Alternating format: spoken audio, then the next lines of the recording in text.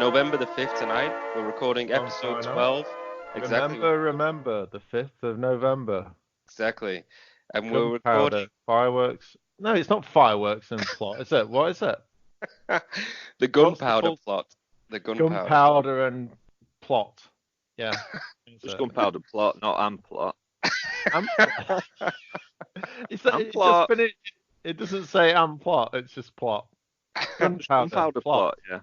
Well, listen, we were just saying about how it's Bonfire Night, and for our American listeners, there's probably one or two of them out there. I've seen a couple of them tweet us. It's our 4th of July, but in reverse, that we don't get independence. It's just a kind of exactly. But we need to explain what this is though, because it was just saying. Rezo was just saying, it's basically a celebration, like a celebration in bunny ears, to commemorate the gunpowder plot, which was when Guy Fawkes and a bunch of associates tried to blow up the Houses of Parliament in 1605, Rezo said. Houses of Lords. The Houses of Lords. House of Lords. House of Lords. Houses of Lords. Houses of Lords or House of Lords. House of Lords. There's only one house, right? There's no houses.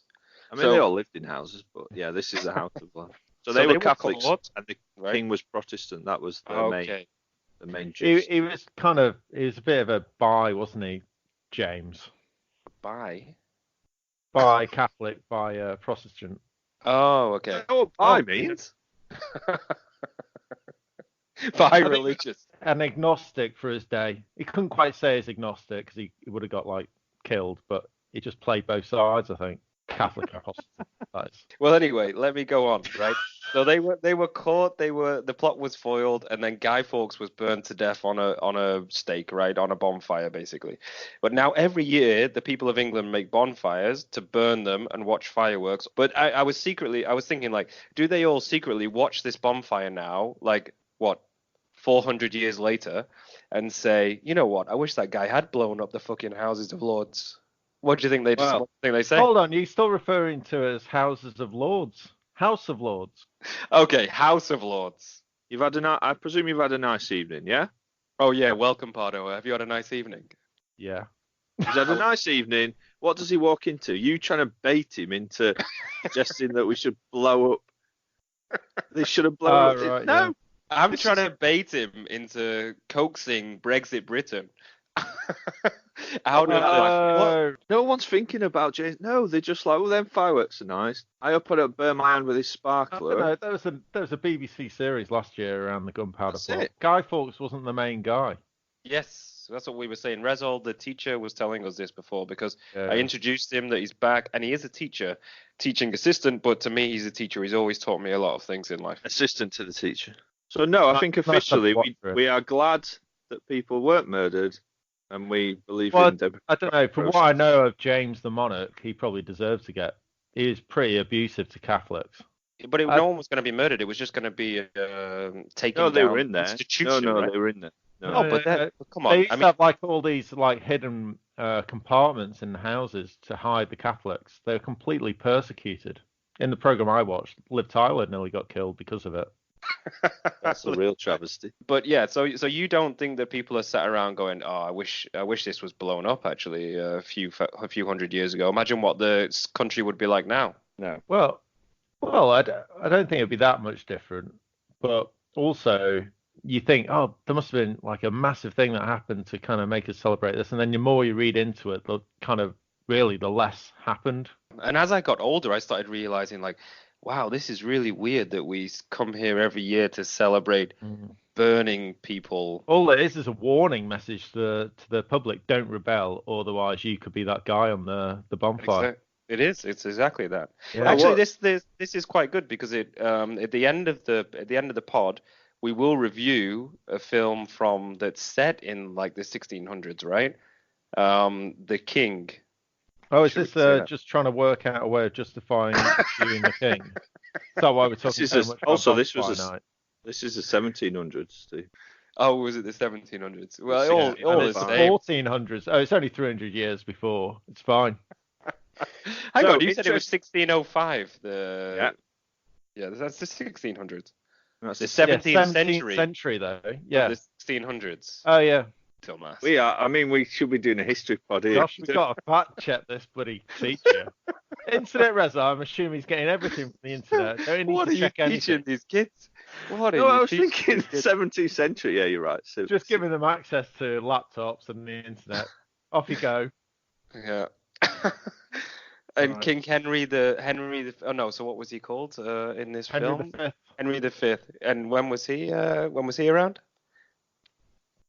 1400s. Oh wow. 1422, I think he died.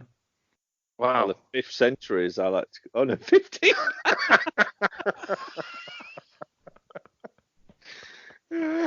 Oh dear.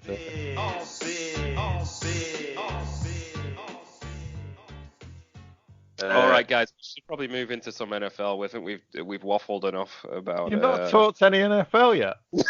No, we've got plenty to talk about. Oh There's my so God. much stuff happening in the NFL. There's too much to even tackle. I think. I think. thought we were keeping this to a crisp hour, this pod tonight. All right, where do we start, Rezel? Where do you want to start? You go first, seeing as it's your first week back after date night. I want to start with the Texans. Brilliant, 26-3 against the Jags. I know the Jags aren't, the best team in the world, but I think the Texans are absolutely rolling. I think great quarterback. Team's doing really well. Rez, Yeah. if you were going to predict this fixture, would you have backed the Texans or would you have backed Yeah. Jaguars? That shot's fired. That's ridiculous. 100% Texans. They've lost 3 games this season. One to the Colts, like decent team in the division. Then they've lost to the Saints and the Panthers, who are both good teams. So they play really well. Oh, yeah. No one would have ever picked the Jags. Oh, what an idiot would have picked the Jags. I mean, come Half on. the this is- stadium were wearing mustaches and Jaguar tops with number Exactly. 15 on. Look, I got a They're bit cute. the I got a Minshew bit show. cute with that one. And when you were doing it, you're like, oh yeah, Jags are at home. And like, yeah, well, they're in Wembley, so it's not going to make a difference. I didn't look at that until late, but the reason that I did it, I got a little bit cute with that one because what I did was I was thinking, okay, Deshaun Watson got kicked in the eye last week. This eye injury might be worse than what he's thinking, and then I thought JJ Watt's now out for the season. Their defense might not be able to rush the passer as much, and then I thought Minshew might rise to the occasion, and the Jags defense might do well. And the Jags have always done quite well in London because they've played there quite a lot, so they're quite used to it, because it is kind of like a home game actually. And we'll get onto that London team thing later. But that was why, and I overthought that one. I've got to say, I did overthink it, but I would have thought it would be closer. But what I did underestimate was how good Deshaun Watson is, right? Because I love the guy. I think he's amazing. He is in MVP form at the moment, and I think he's up there in the MVP conversation. And he put the Texans on his back, and he delivered that win for the Texans. So I think that's pretty much, if you say, okay, the Texans won. How did they win? They just kept going. 2 touchdowns for Deshaun Watson. Like, if you look at the receivers, there's plenty of receivers. There are 7 different receivers caught a reception. None of them massive yards, but they just shared it out. It didn't, He's always able to move the ball, right? He's always able to move the ball, and he has good receivers. I mean, he has DeAndre Hopkins, but I think in this game in particular, he was just able to control the game quite well.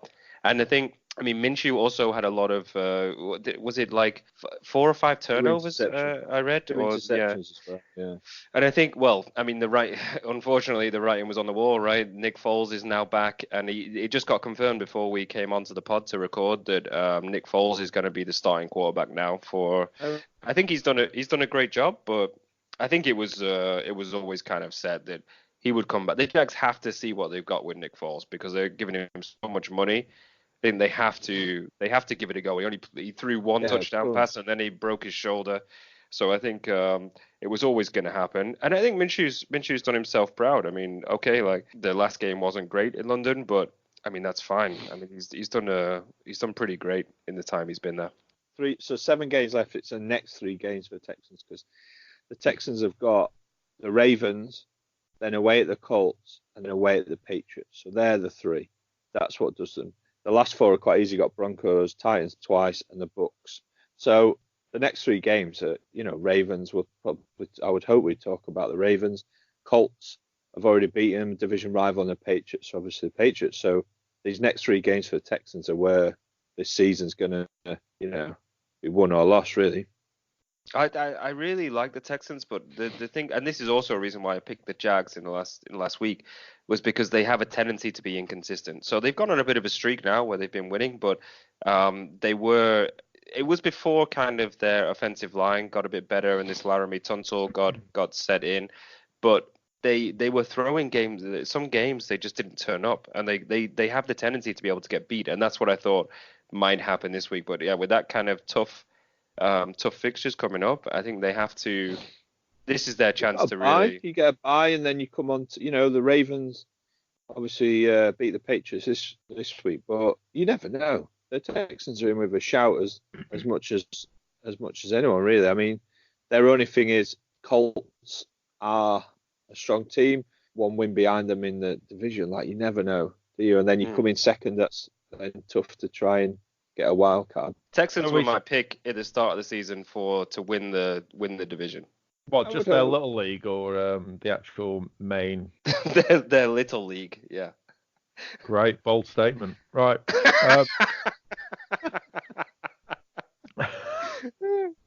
All right, next game. That's one game, isn't it? Right, and they're not even playing this week. Right. Okay. Yeah. Patriots, right? Yeah. Okay, we're aligned. We're aligned with that. But it was 20 to the Patriots and 37 to the Ravens in the end. Pardo, go on. This is your favorite team. You're so excited about their sorry, but I was distracted in that last segment because I'd taken a screenshot of our kind of video conference. I was just doing a doodle of, because I can see right up Rezol's nose, so it's like you could also hear him snort as well quite a lot. And then I was kind of like putting a mustache on you and putting "I heart Minshew the second," but it was just really distracting. So I kind of like. I put it to one side now, and it's purely promotional reasons. But I'm promoting the NFLP apparel available at all good websites. Well, one website. And now it's got the old logo anyway, so don't promote. Are we sticking with this new logo actually? Because with the inverted P, you don't like it? Well, one, it comes through on Twitter now, and it's NFL. ? Because it's not even a recognized symbol. No, I took that out. I changed that actually. NFL ? Oh, great. And then I like the banner. That was like pink background and then blue lettering. And now we've got a logo with pink background, blue lettering, but also suddenly we've got mugshots of us looking lovingly at each other. It's just like pure pink to the very masculine market, and I just don't know what we're aiming for here with the new logo. Oh, this is a brand. It's a brand meeting. Differentiate us in a crowded market because we are pink and proud. Yeah, but it just looks weird as well, from another standpoint. So I quite like the other one. It's clean, crisp. You could see what it meant, because he actually said what NFLP stands for. Now it just says NFL. You don't even know what that other symbol is. It's a P the wrong way around, and I suppose it. All right, listeners, I'm going to leave this in so you can hear Pardo's fuming about the logo change. When he learns how to design anything, then I'll let him make a logo. I think when you've had something tattooed on your body, you do get annoyed when they change it, don't you? So I think that's his problem. 8 tattoos he's had so far. It's only week 12. That was the best rant I've heard on NFLP.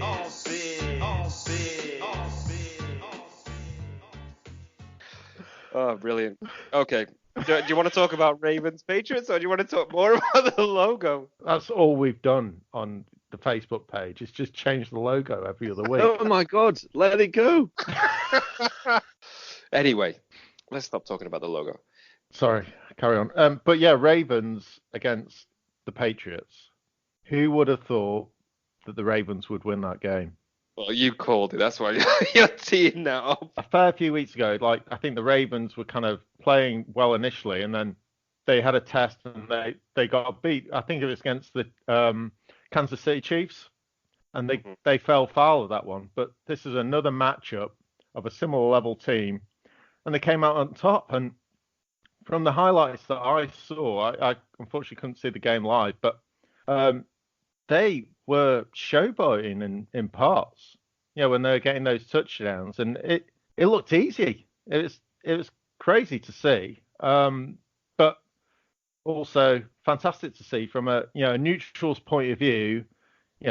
Each week Patriots were going up and up in the plethora of how you judge NFL teams, and it's nice to know that they're I suppose they're human as well, and they're vulnerable. And what people say is, well, what I've heard post game is that Patriots always seem to have a single game kind of slip up, and then they just run out invincible and win the Super Bowl. But anyway, I think it was good to see, and fantastic, way to watch it. And Lamar Jackson is just proving everyone's just giving him so many superlatives that you think it's going to fall flat in his face the next game, but he just carries on and on. You're right. I was thinking about this today when you said about the Patriots. I think one of the things that pulls you into NFL is the idea of the draft helps teams who are poorer, get better players. The cap, there is sort of a parity, and the Patriots kind of book that, and that's fine. And if you like the Patriots, that's great. But it's nice to see them lose. I've seen them lose is sometimes good for the league. You don't want, football can be soccer, so it can be very much like that kind of one. The top teams just win and win and win. I think it's nice to mix it up. But the Ravens beat the Seahawks the week before. They're a legitimately good team. Yeah, playing really well. But I think the Patriots win because of when you have such a good coach in Bill Belichick, where he can really understand teams' weaknesses. He builds this culture where they really don't leave anything to chance. And lots of, to be honest, lots of the NFL teams are sloppy. They're really, really sloppy in their preparation, like who they hire, the tactics they employ. They keep going down this path all the time. And I think Pardo is right in his analysis, right, that all of the people have been saying, and the people that know the Patriots quite well have been saying that basically this is what they need. And they had it last season. I remember that they were like 6-0 or something. Then they got beaten, and then they came back quite strong as well. But they need to sometimes get punched in the mouth so that they can see their weaknesses and see what their problem is. Let's say that they face each other again. The Patriots have a week to prepare. They're going to face each other in the playoffs. I would never bet against the Patriots to beat them then, no matter how good Lamar Jackson is, because when they have the time to prepare, and now they've played them and they can watch the tape and they can see all of the things that Lamar Jackson does, I would never bet against the Patriots to go in there and really just absolutely rip them a new one. But at least you've seen a team that you feel like, the AFC is just going to be Patriots all the way to Super Bowl, because the NFC, is so much stronger than the AFC. It was absolutely great. You know what? There is a chance that they can do it, because there's not a lot of teams there. See the Chiefs, if Mahomes is back, possibly. Would you put Texans really beating the Patriots? So it's nice to see. You never know, do you? And the Ravens at least have. It was really good to see. But for the Patriots, keep going about the next 3 games, but they play the Eagles, which you never know with the Eagles, do you? Like on the up. Cowboys a bit the same, and then they play the Texans, and then the Chiefs. Yeah, 4 tough. So you never know. Yeah. You never know. I mean, they're still going to win their little league, as Pardo calls it, but it's good to see teams maybe be able to have a go at them and have a better. But chance. I like it. It was good for the game. Brilliant. Just the cynic in me says, okay, they'll probably get better from here, but still, that's what you want to see. You want to see these teams beating each other, and you want to see people like Lamar Jackson just like dancing into the end zone for a touchdown and just absolutely destroying this defense that has been championed as the greatest defense that we've seen in generations. It was great.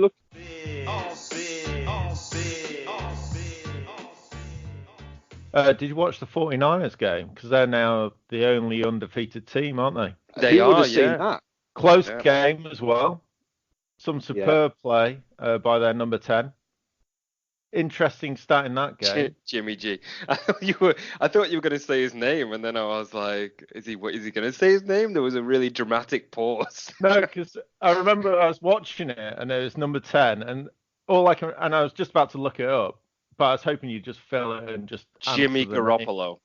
Okay, Jimmy. No, is it? No, I don't think that's right, is it? Yeah, The it's San Francisco 49ers number 10, yeah, Jimmy Garoppolo. Is this Handle the Cheater on Twitter? No, that's Tyreek Hill. This is the Kansas City Chiefs. You were talking about the 49ers. Oh, forget it. Cut it out. Leave it in. That's staying in. That's staying in. Did you want to talk about the 49ers? Because I actually had Chiefs next on my thing. I had the Vikings versus Chiefs 23-26.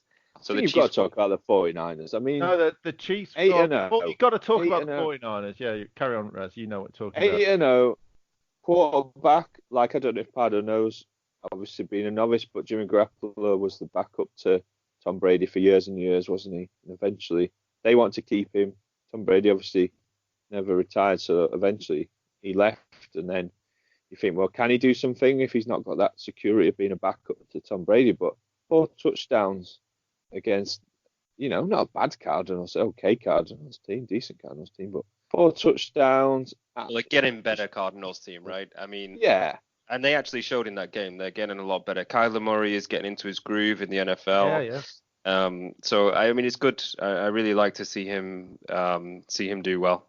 We talked about the ball being spread. 9 different receivers. 9 different receivers on Sunday, which is phenomenal. That's right, because that was the Thursday night game, and that seems ages ago now. But yeah, that kind of result came in, and they went in seeing pretty well everyone else played. 49ers are actually, like, in most people's, I mean, they're the only undefeated team now, right? So in most people's power rankings, they're number 1 or number 2 in the best teams in the NFL. And I think what's great about them is that they were able to, like, Kyle Shanahan, everyone says he's a genius head coach and things, and this is the first time I've really seen him kind of be able to do something with the team, which is really pretty impressive. But you saw the first few games, it was all about defense. They were blocking teams out completely. And then what I saw from the Thursday game was that Jimmy Garoppolo, he must have, we always talk about the knee injuries, but he must have been, he was out all last season with the ACL injury. So this was him getting back to kind of his sharpness, his fitness. So this must have been intentional to say, hey, we can't kind of, we can't put all the pressure on Jimmy to make everything work. So we need the defense to step up, we need other parts of the team to step up. And then now, like, I mean, I think it was like, he played really well. I can't remember exactly how many touchdowns. I think it was 3 or 4 touchdowns in the end. But he seemed to be putting the team a little bit like, he was leading from the front on Thursday and really driving the game forward. So I think now the game plan's starting to change where they can sort of push more towards, like, lean on Jimmy a bit more, because I think they were letting him get settled, feel comfortable in the team, because there must be a certain part of your head where you've been out for a whole year because of an injury. There must be a part where you're a bit worried about, doing everything and putting you, like, I don't know, running with the ball and doing this and doing that. So I think what they saw was that the Jimmy now stepped up and, like, took over that game. And I think now they can start leaning on even more things, because you've seen them lean on the defense, you've seen them lean on the run game, and now in this one it seemed to be more the quarterback. Well, the thing is, I know it's a long way, halfway there, but there's surely no chance they can go 16-0. I don't think so. I think it's like, I mean, I don't know who they've got in the fixtures, but I think it's look how. I mean, actually, I don't think they had a really close game. Like, probably this was their closest game, right, against the Cardinals. But I just think that I think it will get too. I think it will get too much. They've had a few close games. The problem is, if you look at which of these games, right? These are the next games. I don't think they play the Seahawks next on Monday night. That's tough. Cardinals again the week after, so you think fair enough. But then they've got the Packers, the Ravens, the Saints, so they're 3 hard games. Falcons, pretty easy. Rams, not too bad. And then they finish on the Seahawks. I mean, playing the Saints, the Ravens, the Seahawks twice, and the Packers, that's not. I think it's too much. We'll just get too much at some point, and some team will come in who's a bit fresher, and they'll get the win, even if sometimes it shocks you, because sometimes it's a team you don't even expect. They'll go to, a random team where you wouldn't even predict, and then they get beaten. I think this game coming up on the Tuesday morning game. That's Monday night. That game against the Seahawks, it's a little league game between the two teams. That is. I've got to say, I love this. Yeah, I love Little League. It's great. Of course, you talk about 49ers. 49ers are incredible, right? And they play one less game. Seahawks are on a hell of a run at the moment, aren't they? They're playing very well. You think about predictions. Russell Wilson, MVP candidate. Two teams. They're up against anyone but I'd say Patriots, Ravens. I'd back the Seahawks pretty much. Yeah. The 49ers are 8-0, obviously, but the Seahawks are 7-2.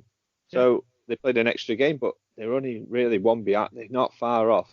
Okay, so what? They're playing next week, 49ers and Seahawks. Who are we predicting? Yeah. Let's go for it now. At Seahawks? No, 49ers. At 49ers. I'll go for 49ers. Well, we're not going to go for it because I'm going to say 49ers, and Rez is probably going to go 49ers. Come on, Rez. Get your thoughts down on live pod. What have you gone for? 49ers, both of us. And we're not going to Seattle on travel because that would decide it for me. Yeah, but the problem... Well, it's proven. The problem is you sound like a real douchebag going against the 49ers, don't you?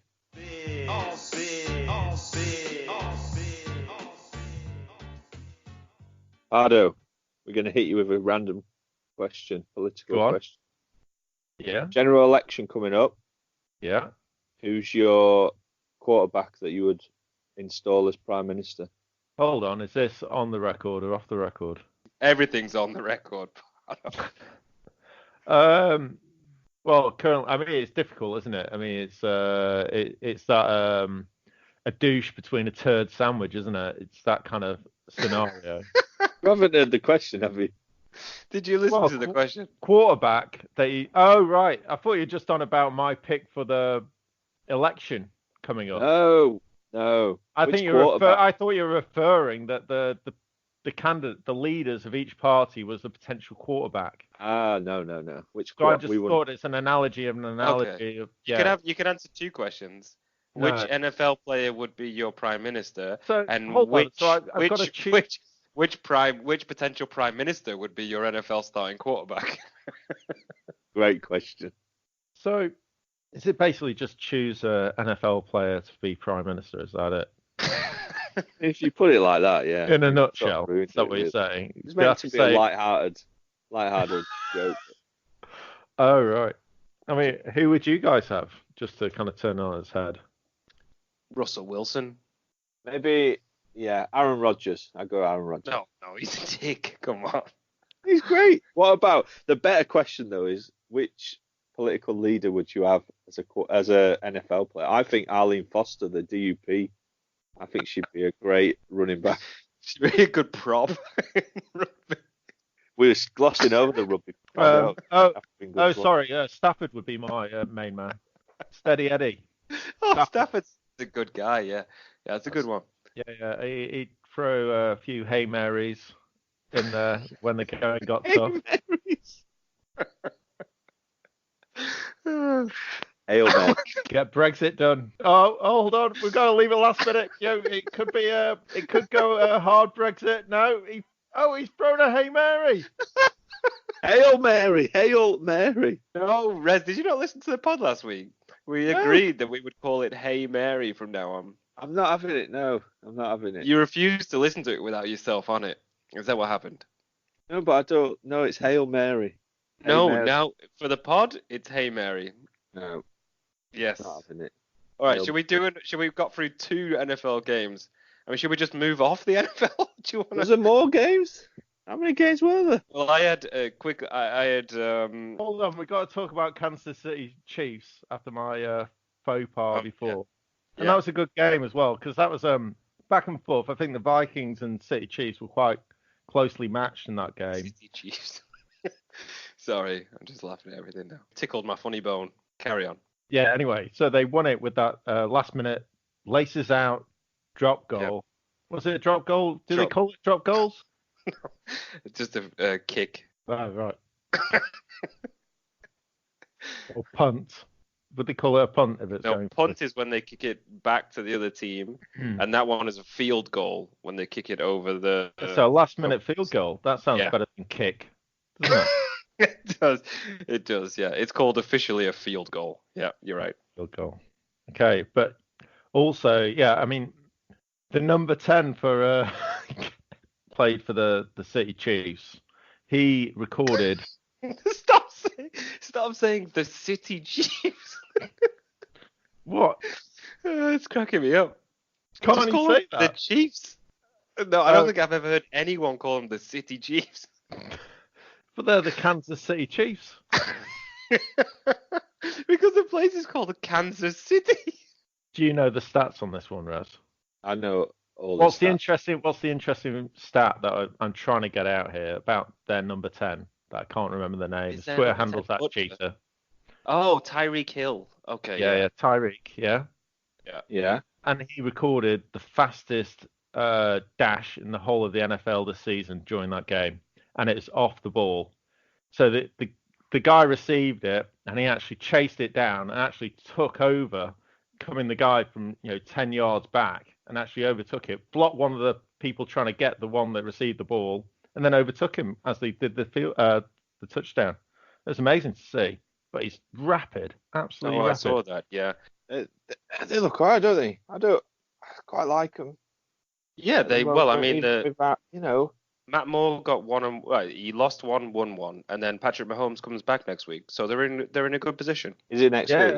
Yeah. He as a standing quarterback, he's a good steady Eddie, isn't he? Yeah. Even though he didn't play all last year, Rez, and that played into our predictions the previous week and probably into this week as well. I think I backed the Vikings for this game. Yeah. And we both did actually. Yeah. Right, he proved us kind of wrong. It's a backup quarterback, and I've kind of listened to a few kind of commentaries post game, and he's kind of, he's been winning a lot of plaudits, and it's a shame that he's going to come out. But with Mahomes coming in, he's kind of kept them in a contention for the playoffs and later on in the season now by, one being in hand for part of this win.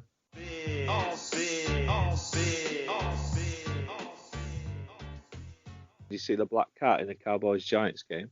I did. Yeah. Did Amazing. you see it, Pardo? What does that mean then, seeing a black cat on the field during a game? Bad luck for the Giants. For the Giants, yeah. For the Giants. They were winning. Cat came, they lost. Really? Yeah. Black cat across your path. It's bad luck. It's true. And the Giants are at the Jets this weekend as well. The Giants are playing the Jets next week. Not looking good, is it, for the Jets? Losing to the Dolphins. That was embarrassing. No, and it is. And to be fair, now you think, well, the Jets overall are performing worse than the Dolphins. And at this state in the season, you've got a decision, haven't you? You're not going to make the playoffs. So you've almost, because there's no relegation, you can afford to kind of almost give up so you can get better draft picks for the next season. You're almost like just going straight to preparing for next season, just damage limitation. But the thing for the Jets is that they think they have their franchise quarterback. So they had Sam Darnold was the third pick overall a couple of seasons ago, and they do think he is a franchise quarterback, and I think he's just been traumatized this season. But for me, I would probably, if I was the Jets, they'll probably end up with the first pick, or the Bengals. It's the Jets, Bengals, Dolphins. One of those three will end up with the first pick. And then they should probably go for this guy Chase Young, who's the edge rusher in the draft, and he's supposed to be the best player in the draft. But there's also really, really good quarterbacks in this draft. So, but I don't think they would draft a quarterback if they were first. So for them, whereas the Dolphins really need a quarterback. So, right, usually if you're first pick, then you're guaranteed you get the best quarterback. But yeah, the Jets don't really need this. What the Jets need to do, in my opinion, is fire Adam Gase. I think this is a disaster. The appointment's been a disaster from start to finish. Just the way they managed this whole process. And then they had this guy, the last GM, Mike McCagnon, who was like basically responsible for all of their draft picks, but they didn't believe in him. So as soon as Adam Gase came in and said, "Oh, I don't like this guy," They fire this guy and they let him pick all the players, and then now they've got to they had to reboot everything, and then Adam Gase took the job, and then he was forced to have the certain staff members that I don't know, I don't even know if he wanted them, but they said, okay, we're going to choose the staff. So I don't know, it seems rotten from top to bottom there, and I think really Adam Gase has not worked out as their head coach, so I think that would be the person that I would probably get rid of as soon as possible. And I would start again. It didn't work out for him at the Dolphins, and it also is not working out there. And I think it was a really bad appointment. And I would go again. I would find a good head coach, and I would let him and the general manager, Joe Douglas, I think, who came in this year from the Philadelphia Eagles. I would get them to start again. What do you think, Rezo? Well, I think the head coach doesn't look like a good appointment, does it? I never really did. Mike McCarthy, legendary, Packers coach, who they fired, wasn't supposedly interviewed and passed over. Would have been a great, there's a. I think so just having some, someone with that kind of experience. The only thing, though, he's talking about the draft for the Jets. If the Jets really feel they don't need a quarterback, and they do end up with the number one pick, but then you can, if they can bluff it that they might sign one, then maybe you sell your, trade your pick to the Dolphins so they can get their guy possibly, or to someone else, knowing that you can pick up the player you want later. So that helps, but you saw the way the Dolphins celebrated by tipping Gatorade over the head coach's head. Yeah, these players do not want to be losing game after game. They celebrated like a playoff.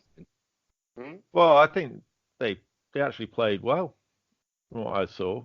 And I think, then from what I'm getting out of it is that they're proving themselves on the last couple of weeks at least that they're actually not a tanking team. I think it's almost guaranteed that we thought they were. But winning games, they were close last week. And hopefully it continues, but it's very disappointing if you're a Jets fan. And going into, do they call it a derby game when they're playing in the same city in the NFL? Well, they share the same stadium. I mean, do they? I don't know. They both share the same. MetLife. What do they call it? A little league matchup. Well, they're not in the little league. I don't know what they call it actually. Just a rivalry. Yeah. Local rivals. That game was Jets 18 and Dolphins 26 in the end.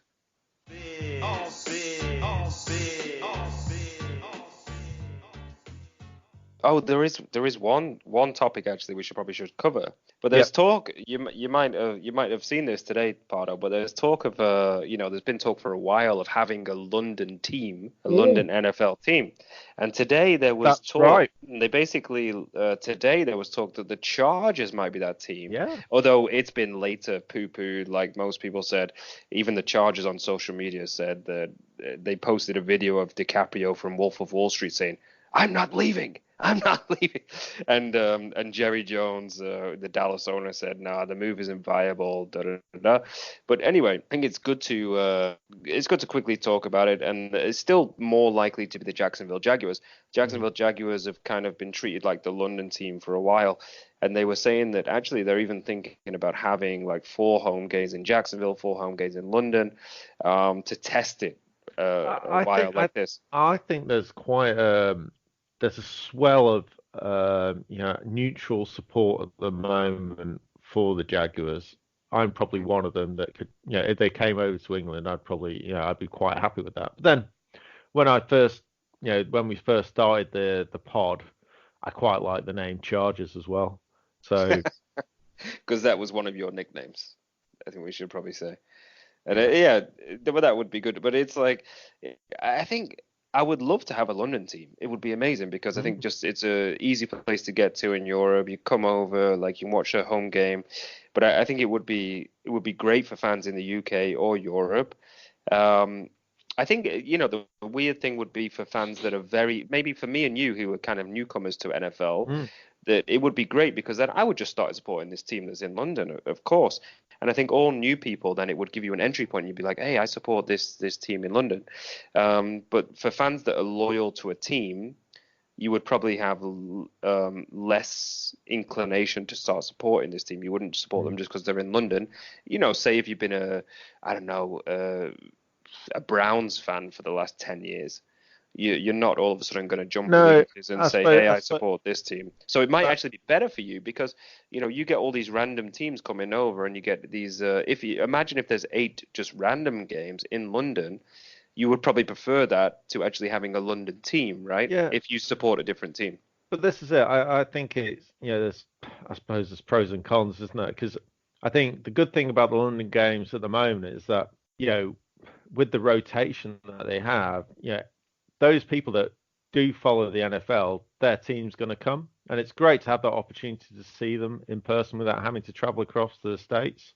And then suddenly when you've got our London team, I mean, it's difficult because the way these things work, it is often established through, how the rivalries are formed in the States. There's team rivalries, isn't there? And it's difficult when you're just a satellite club in a way, separated off from everyone. The way we've experienced with our own kind of soccer leagues in the UK. We're closely affiliated between Liverpool and Manchester, not far from each other, but that rivalry, it's part of the game, isn't it?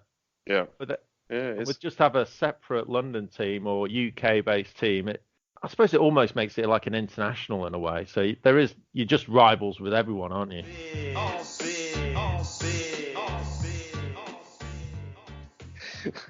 All right. Do you wanna do the travel segment?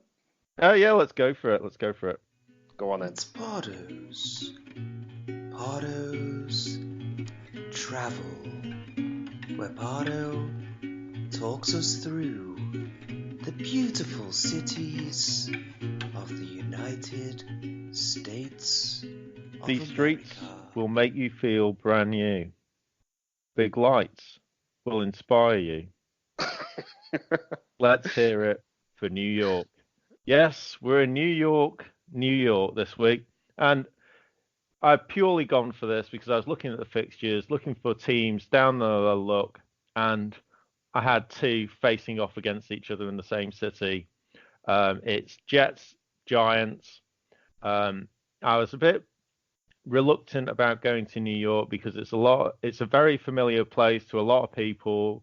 A lot of people who are listening to the pod, follow us on various social media platforms, know New York better than I do because I've never been there. And completely open, I've not been to any of the cities. I've not even been to the States before. So I'm doing travel to places I've never been to. But you almost feel like you've been there. Well, I mean, the States in general, it's ridiculous. I know so much about American culture, and I've grown up as if I have been there all my life because I've been brought up on television and films and music, and And I've never been to New York, and you posted and said, hey, does anyone, what should I talk about with New York? And I posted all these things, and you were like, God, that's a waste of time. Well, so luckily some people did come back. So, because I did want to kind of talk about New York because there's all the things that I know even without going there. Now I can look up top 10 places to go in New York, and all the places that it's like Empire State Building, Statue of Liberty, go to Madison Square Garden to catch a game, and then it's all the same old. How about going a horse ride in Central Park? Yeah, great. But then there's the other things, and so you chipped in with stuff. I didn't say how about going a horse ride in Central Park. No. These aren't the things that came back, and that's okay. The good thing about reaching out to mainly friends and family on Twitter, because not even Twitter, because Twitter was just you coming back again. So I got some good tips actually. So from what I kind of got, so you mentioned the High Line, and that came up. I think I got 3 in total. That looks amazing. Yeah. So that was some kind of former railroad that they have, like on those kind of raised platforms, and that kind of runs for like a mile and a half, and it looks fantastic. And there's actually something that is recommended that I could go to before that called Bubby's Breakfast. Oh, So that you sounds got a Bubby's yeah. Breakfast, and then you can get to the start and end point of this what's it, a High The Line. Highland. I'm planning actually going. I'm going to New York in April, so so this is really good tips. I'm noting these things down because I only saw the High Line and now Bubby's Breakfast. Very good. Bubby's Breakfast. Bedford Avenue and Williamsburg is meant to be very nice as well. And I think this is a lot of the areas. So you got like Manhattan, and that's where all the kind of skyscrapers are. But also, Brooklyn is the place to go. It's said to be Hipster paradise. Right? It's paradise, and Peter Luger Steakhouse in Brooklyn is also a recommended hotspot, and also another recommended place is the Met, where they play all the kind of. I think that's where the Jets and the Giants play. I think Rezel said they're in New Jersey. I'm not sure on that, but I'll check. And you've also got Nets. Who, the Nets or the Jets versus the yeah. No, they're playing in New Jersey. Yeah, they are. And you've got the Barclays Center as well. I think that's where they play the ice hockey and NBA. And also, someone told me to look up the Ellis Stardust Diner as well. I didn't have a chance to look it up, but I'm putting that out there as a recommended hotspot. Carry on. I'll Google it while you're talking. You look it up. But also, I mean, what I normally like to do is talk about films that were filmed in the city. But I mean, Christ, off the top of your head, Steve. Sorry to.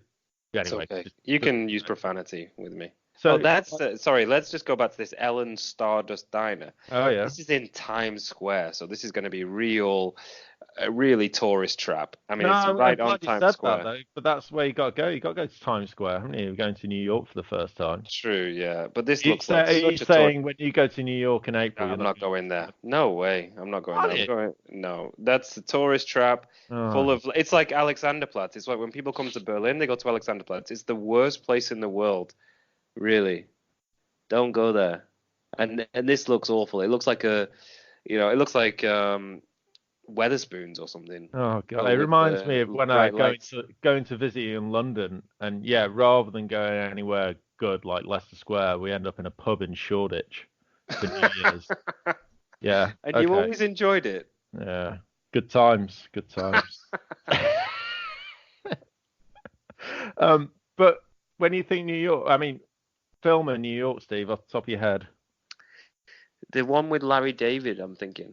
Don't think of a cool one. Just come up with one that comes to first in your mind. First one comes to mind.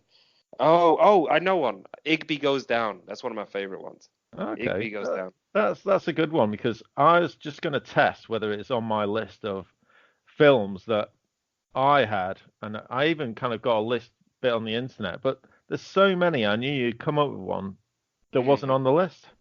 There are a lot, yeah. You got like Taxi Driver, When Harry Met Sally, Goodfellas. That's the one I was thinking Fever. of, When Harry Met Sally. Yeah, I was trying to okay. And then you've got Sleepless in Seattle. Well, that ends on on the American tower. Psycho, Breakfast at Tiffany's. Yes. Die Hard with a Vengeance. I think that's probably one of my favorite ones because it tours the whole city pretty much. Yeah, in the taxi. Wall Street, King Kong, The Great Gatsby, West Side Story. Great Gatsby, yeah. And Rear Window. Just based on the films, I mean, I forget how much.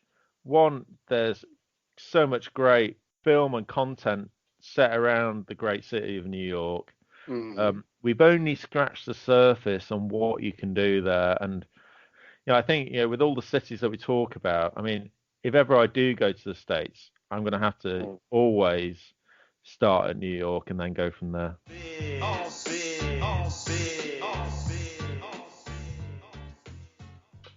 But I did enjoy that New York review.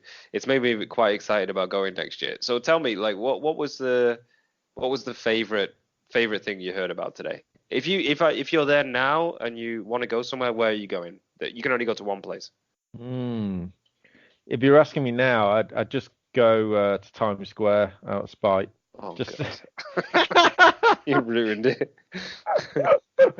So you haven't seen this film that we want to talk about? Well, I've seen an hour. Oh, phew. The Novice Boys are about to do a movie review. This is a bit too sexy. It's about Henry V, right? Yeah. And how long was he on the throne? 9 years. Just 9 years? Just 9 years, yeah. No way. How did he die? 9 years. On the battlefield. No way. Where? Not in France. Yeah, in France. No, he doesn't die in this film. Oh, right. Sorry, there might be a sequel then. Oh, I just assumed that's how it'd end. So, hang on. So I'm confused now because I didn't look at the Wikipedia page. But anyway, we're talking about the film that's on Netflix called The King. Yep. It's not really an NFL film, so it's a bit of a departure from what we usually do. But there was that ball. I know what you mean by the ball. Exactly. Now. Exactly. Yeah. So I watched it yesterday because I've been at home with a sick child for the couple of days, and I watched it yesterday. And I was like, it was such a good film. I enjoyed it a lot that I thought I can't watch some bad NFL film, and I couldn't find one to watch. So I thought, okay, we'll just talk about The King because it's available to everyone. It's on Netflix. It's had a release, and it's and basically, as I said to Pardo, it's basically he becomes the king, right? So the beginning is his father is a brutal king and has caused war in the nation in England, and then he's caused war with different countries his whole life, and the son, well, the mainly oldest son, Scotland and Wales, wasn't it? Exactly. Part of the kingdom. Yeah, pretty much. and the oldest son had left home and was like, I don't want any part of this. He seems very bright. He's like, I don't believe in war, all of this stuff. Anyway, then he comes back. His father says, hey, you're not going to be the king. Your younger brother's going to be the king because you live a horrible life and, you don't deserve it and all this. So he's like, fine, I don't want to be the king. Never wanted this. Then his brother dies on the battlefield after he turns up and kills one of the best soldiers, basically, in a battle because he said, hey, just fight me and then we save all the rest of the armies and then no one needs to die. So but then he becomes the king. His father dies, his brother's dead, so then he becomes the king, and it's Henry V, and it's set in the 1400s or something like this. And then he first kind of days on the throne, he gets gifts from all over Europe, right, and all over the world maybe, and he receives from France what is a ball. Everyone gives like gold things, really nice presents. He gets a ball. It was the jester's ball, wasn't it? 'Cause he was seen as a bit of a clown. Yeah, before he kind of came into it. Exactly. Can I say this, or I'm not going to spoil it? So basically, then everyone is saying to him, hey, go to war with France. You need to be at war with France because people don't believe in you. They think you're just this party boy who doesn't really care about the people and all this, and all he wants to do is create peace, right, and cares about the people. They're saying, no, you have to show to the people that you are a strong king and all this. France is provoking you. They pretend to send there's an assassin comes over and they, oh yeah, this person tried to kill you, so you have to go to war with them. Then he goes to war with France. So they go to France, and you see the predominantly most parts of the film him in France. And then there's a huge battle scene when he's in France. Yes, exactly. Yeah, and that's that famous battle, isn't it? Yeah, exactly. And he takes a guy that was basically his mentor who looked after him when he was not in the palace and he was living with the common people, because he threw away all his kind of like royal things and he wanted to just be basically normal and with the people. And Is the that guy, that bearded bloke? yes, Sir what John. Did he do? So he was basically at the beginning, he was just looking after him, right, and his mentor, and they were drinking together, and he's taught him lots of stuff. So this guy Sir John, he's basically like this really wise and guy, and he's been in lots of battles. So he's an old soldier, and he comes up with a plan, right, because the French numbers outweigh the English massively. And Sir John says, hey, there is a way to beat them. I think it's going to rain tonight. And what we need to do is we need to not fight in our armor because no one can move in the armor. We need to take all of it off. And then we'll just have a few people that in their armor go up the field. And then what will happen is they will attack, and all of their horses and everyone will get stuck in all the mud. And then we'll take them down there. And then you run in from the side, from the forest, because you don't have any armor and you can move quickly, and then you can take down all these people. So the army mostly moves in from the side, and this is how they defeated them, because they were way outnumbered. They had horses, they had like huge army, and so John's plan basically paves out, and then he basically goes on to win that battle, and then more stuff ensues after that. I'm not going to spoil this one, even though I usually spoil all the films. And I've got to say, like, there's a speech that I showed to Pardo before I'd sent it over the WhatsApp group, but there is a speech that he does before they have this battle in France, when they're massively outnumbered, they're massively what they think is outmaneuvered, and everything. And this speech is incredible. I was just like, the goosebumps were standing up on my... Is that the speech that they take out? Is it taken from Shakespeare, that speech, or is it a different speech? I don't know, but really, I was... Because there's a play, wasn't there, about Henry V? Yeah, there was. I don't know if that's the thing. I haven't read that play, but there was a play. Well, it'd be interesting because there's a big speech in that. I'm not sure whether it's the same, but it would be interesting to see, because it was such a great speech. All men are born to die. We know it. We carry it with us always. If your day be today, so be it. Mine will be tomorrow, or mine today and yours tomorrow. It matters not. What matters is that you know in your hearts that today you are that kingdom united. You are England. Each and every one of you. England is you. And it is the space between you. Fight not for yourselves. Fight for that space. Fill that space. Make it tissue. Make it mass. Make it impenetrable. Make it yours. Make it England.